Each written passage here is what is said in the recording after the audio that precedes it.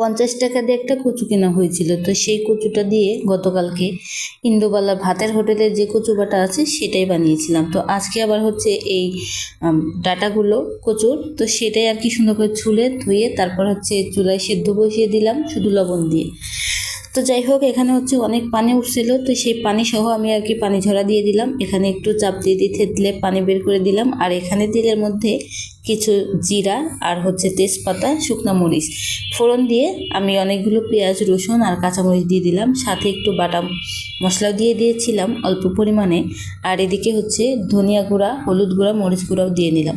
তো এই মশলাগুলো সুন্দর করে ভাজা ভাজা করে তারপরে কচু সেদ্ধটা দিয়ে দিলাম। তো কচু সেদ্ধটা আমার মনে হচ্ছিল একটু বেটে নিলে বেশি ভালো হইতো, যদি বা সেদ্ধ হয়ে গেছে তারপরে আমি একটু বাটনার সাহায্যে আবার সুন্দর করে মাখা মাখা করে বেটে নিলাম। তারপরে আবার হচ্ছে ওই চুলাতে দিয়ে সুন্দর করে একটু নেড়ে নিয়েছিলাম। তো পানিগুলো একদম শুকিয়ে গেছে। এত মজা! গতকাল যে ইন্দুবালা ভাতের হোটেলে কচু বাটা বানিয়েছিলাম সেটার থেকেও কিন্তু এটা বেশি মজা আমার কাছে মনে হয়েছে।